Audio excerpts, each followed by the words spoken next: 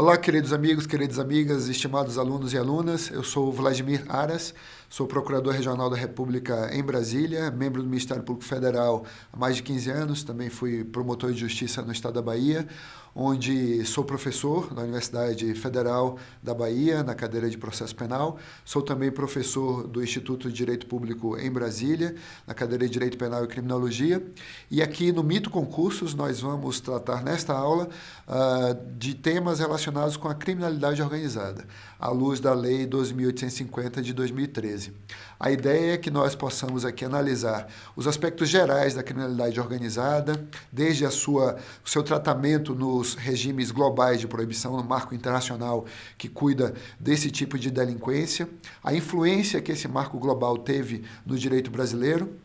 ao longo dos anos, especialmente a partir de 1995, e até chegarmos à Lei 2.850 de 2013, que tem uma série de aspectos positivos e alguns aspectos negativos que nós abordaremos aqui, sem esquecer da conexão dessas leis, dessa lei especificamente, com os tratados internacionais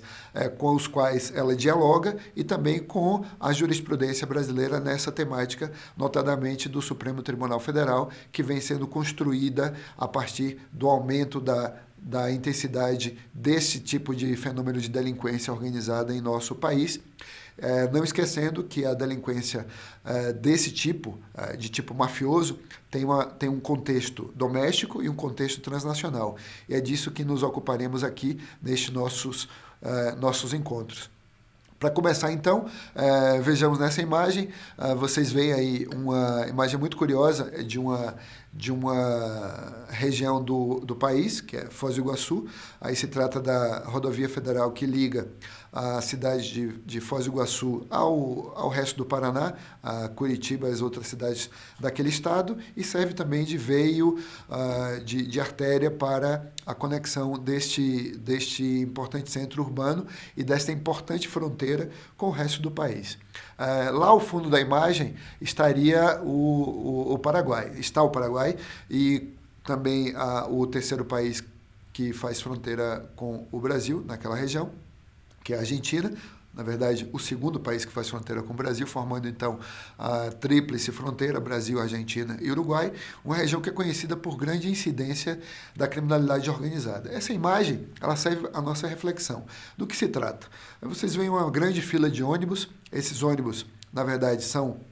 ônibus de sacoleiros, ônibus utilizados para o contrabando e descaminho, os crimes de contrabando e descaminho, que são crimes federais, e também para o tráfico de drogas, para o tráfico de armas e uma série de outros delitos, como, por exemplo, a violação de direitos autorais e outras práticas que podem ser conjugadas naquilo que se chama genericamente de criminalidade organizada. O que é que chama a atenção nessa imagem? Primeiro, a fila de ônibus, todos ônibus de sacoleiros. Para que estes ônibus formaram essa fila? Formaram justamente para impedir ou dificultar a fiscalização realizada pela Polícia Federal e pela Receita Federal, sobretudo pela Receita Federal, naquela região. Notem que em cada um desses ônibus há 10, 20, 30 pessoas, muitos deles sacoleiros, outros que compõem esquemas criminosos que gravitam em torno dessa atividade ilícita na fronteira, que são chamados de batedores, laranjas, etc., que fazem o papel, às vezes, de passageiros e não são.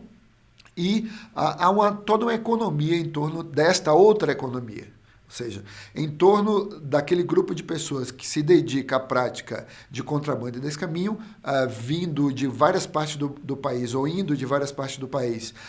para as nossas fronteiras, para ali comprar produtos mais baratos, com impostos digamos assim, mais compatíveis com a sua realidade econômica, ou sem imposto algum, no que consistiria esse tipo de delinquência, e também para comprar produtos que são ilegais no Brasil, inclusive agrotóxicos, inclusive armas de fogo e munições, certas munições e certas armas de fogo ilegais em nosso país. Então vejam que Nós estamos aí diante de uma economia específica, em torno da qual se forma outra economia, que é daqueles indivíduos que moram na fronteira, que não são sacoleiros, não são comerciantes desses produtos, mas que prestam serviços a esse tipo de atividade, prestam serviços àquelas pessoas que conduzem essas atividades. E isso é importante perceber, porque aí nós já veremos uma das engrenagens da criminalidade organizada, que é a produção de vantagens econômicas, em cadeia, em cascata, em série, de modo a que haja a maximização de lucros e a redução de riscos. Então, voltando novamente para a imagem, nós vemos uma modalidade de atuação do crime organizado, de modo a que as autoridades públicas se vejam impedidas de interromper o fluxo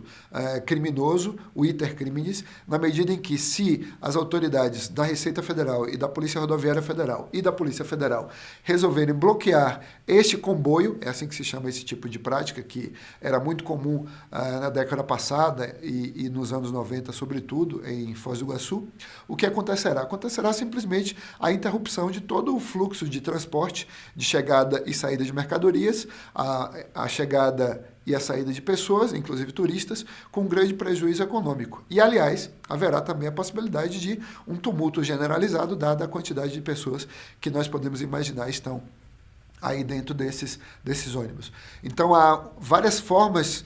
que organizações criminosas utilizam, várias práticas, várias rotinas que organizações criminosas utilizam para impedir a atuação do Estado. Essa é uma delas. Outra delas é a intimidação e há uma terceira muito conhecida, muito comum, que é a corrupção. Daí a importância de nós percebermos a formação desses regimes globais de proibição no âmbito da criminalidade como um todo, da criminalidade econômica, da criminalidade de colarinho branco e também da criminalidade violenta, e essas formalidades, essas formas, essas tipologias se interconectam, se adaptam e apoiam-se mutuamente umas às outras. Há situações, por exemplo, em que um determinado grupo de indivíduos vocacionado para a prática de, por exemplo, tráfico de pessoas, pode se valer de uma outra organização criminosa, ou que não seja uma organização criminosa, que seja uma simples quadrilha, uma associação criminosa, como hoje se chama, para operarem conjuntamente e propiciarem mais êxitos, mais lucros e mais sucesso criminoso nas suas atividades ilícitas. Então, com isso, por exemplo, quando nós vemos aí nesse slide a formação dos regimes globais de proibição, os regimes globais de tráfico de drogas, tráfico de armas, tráfico de pessoas, cibercriminalidade, pirataria, terrorismo, lavagem de dinheiro e a própria lógica do crime organizado, que pode-se dizer forma um regime à parte, nós percebemos que estamos diante de um mundo bastante complexo, porque foquem, por exemplo, no 8. E essa lista, repito, ressalto, não é uma lista exaustiva. Nós temos outras formas de delinquência que não aparecem aí e que existem que existem largamente no nosso país e em outros países, como, por exemplo, o tráfico de bens culturais, o tráfico de animais silvestres e aquilo que se chama, por exemplo, de biopirataria. Então, nesse contexto, nós temos aí uma série de condutas que são punidas internacionalmente e que têm a sua previsão em tratados internacionais. Se vocês já acompanharam aqui comigo outros cursos do Mito Concursos na área de cooperação internacional, desse foco da atuação do Estado no âmbito internacional, vocês já devem ter me ouvido falar exatamente isso, que nós temos hoje um influxo muito grande do direito internacional sobre o direito doméstico. E este fluxo de interações, essas interações são cada vez maiores, mais sensíveis à medida em que a globalização econômica se acentua. Então, se nós temos uma grande interação de pessoas, se os mercados dialogam fortemente, se há um grande fluxo de mercadorias bens, direitos, valores e também serviços na comunidade globalizada, especialmente naquelas comunidades que formam uniões aduaneiras ou que formam comunidades realmente integradas, quase federações, como nós podemos dizer que é basicamente a Europa, ou será a Europa do futuro, praticamente uma federação de nações independentes. O que nós vemos é também, por outro lado, uma grande interação de economias ilícitas. Se a economia lícita se integra, a economia ilícita também se integra, e aí é preciso que nós tenhamos ferramentas do direito internacional para fazer com que essas soberanias, ou essas federações, ou essas comunidades econômicas, ou uniões aduaneiras, como quer que seja, depende do nível de integração econômica em cada região, dialoguem, interajam, cooperem, troquem provas, troquem informações, possam capturar foragidos, inclusive autores de delitos que estão no contexto da criminalidade organizada. Então, um primeiro vetor internacional que interfere na nossa legislação é justamente esse da harmonização dos tipos penais. Então, nós vemos, a partir dessa lista aqui, se vocês olharem, a série de tratados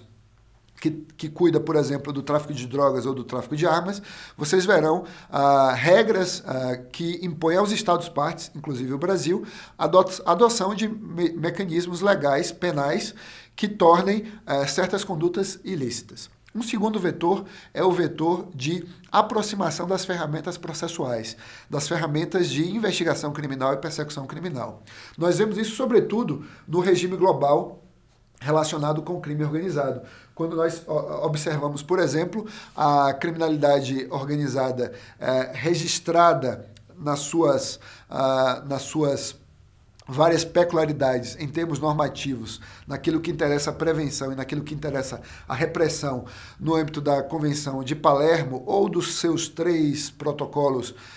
adicionais, nós percebemos ali um foco na obrigação dos estados de adotar mecanismos, ferramentas que permitam aos estados, às agências de persecução criminal, sobretudo o Ministério Público,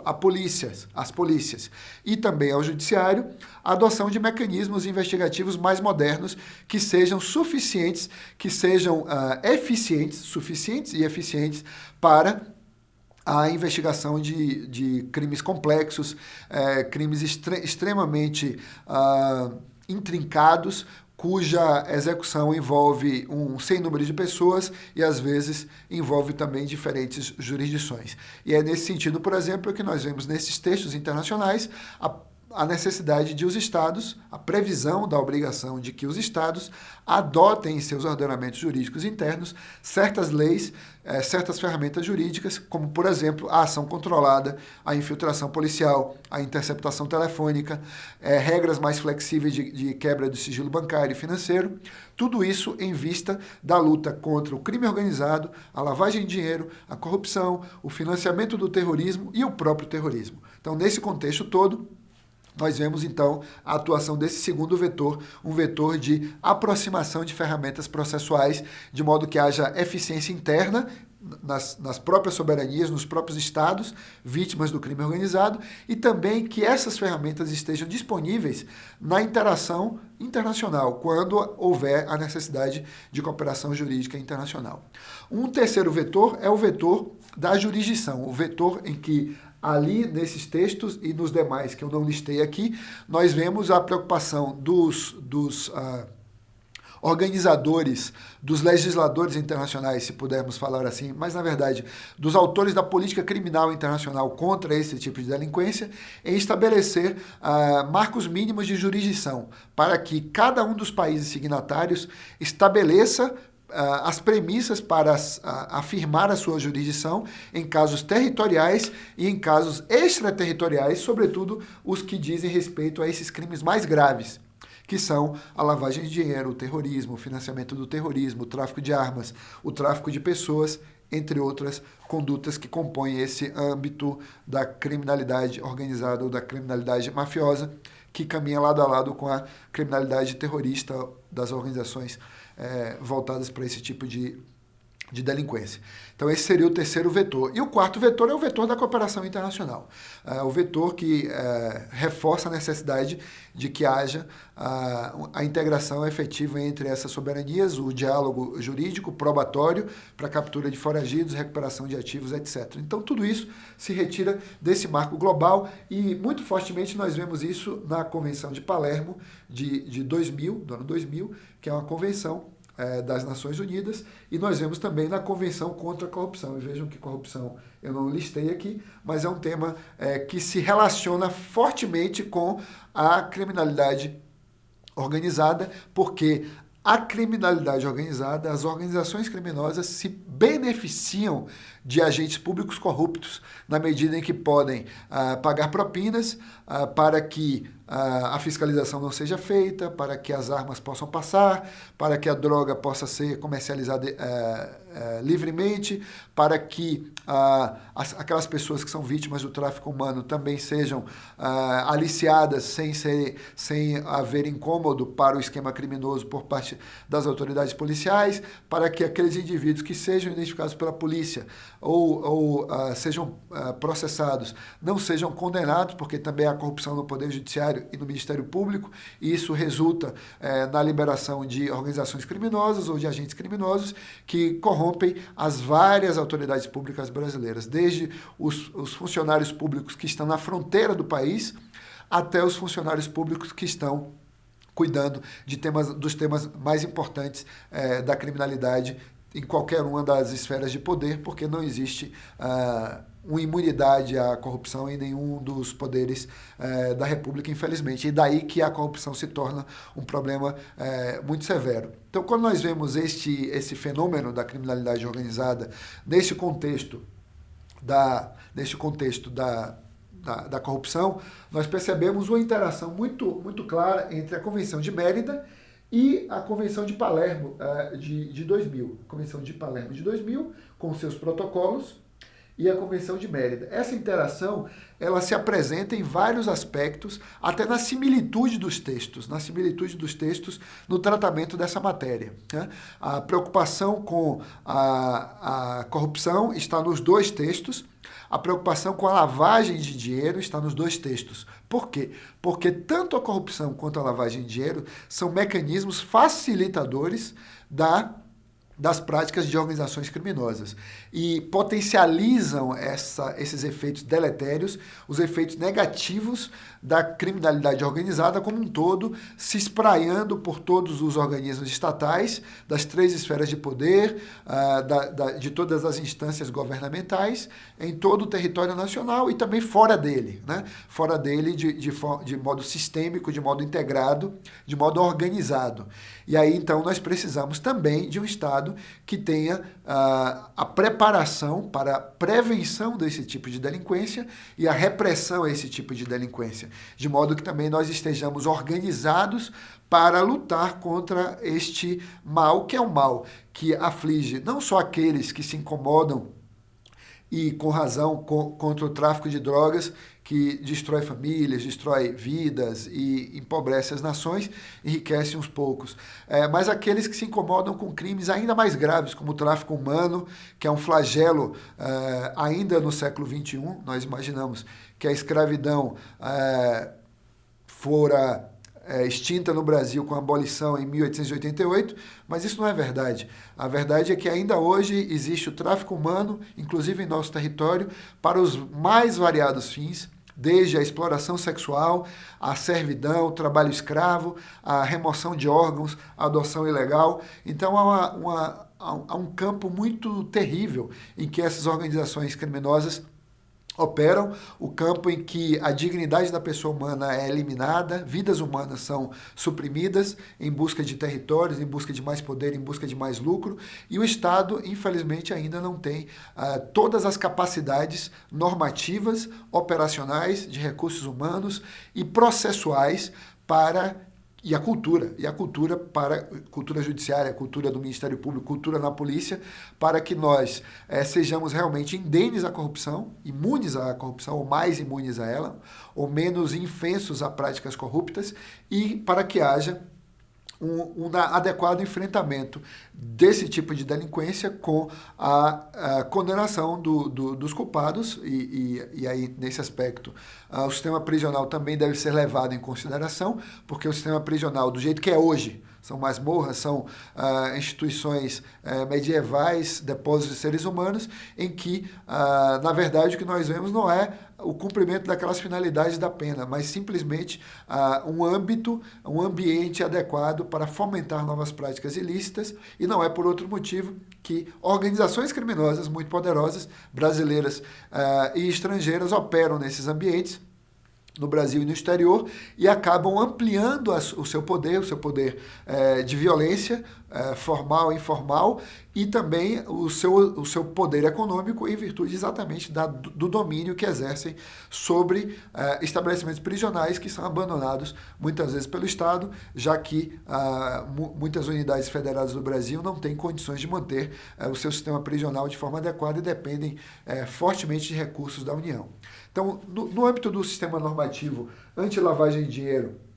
nós percebemos uma integração também com a lógica da criminalidade organizada. Por quê? Porque um dos objetivos primordiais, como nós veremos adiante, uma das características substanciais da criminalidade organizada é a obtenção de lucros, né? Então, a obtenção de lucros gera a necessidade de incorporação de capitais à economia formal e à economia informal. Quando há a necessidade de legitimação desses capitais, nós temos um processo de lavagem de dinheiro. E a lavagem de dinheiro hoje responde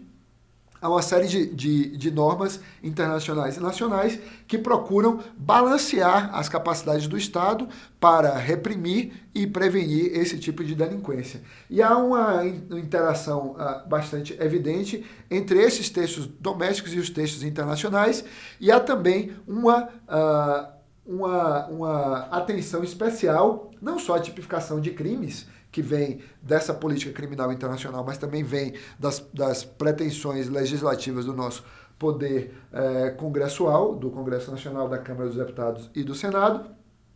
no foco da sufocação econômica. A sufocação econômica, o estrangulamento do indivíduo, a excomunhão econômica do indivíduo que obtém valores ilícitos, ela já é muito eficiente para indivíduos que atuam isoladamente, mas será muito mais eficiente se for empregada para organizações criminosas que se apoiam no lucro que obtêm das suas várias práticas ilícitas para promover mais práticas ilícitas, para comprar mais armas, mais drogas, para corromper mais servidores públicos e mais autoridades da nação. Então, no momento em que se usa o sequestro, o arresto de bens, o confisco patrimonial ou mecanismos ainda mais modernos, como as ações de extinção de domínio para a sufocação de organizações criminosas, nós estamos no caminho certo. Técnicas especiais de investigação são aquelas que nós vamos estudar aqui, são a escuta telefônica, a escuta ambiental, a infiltração policial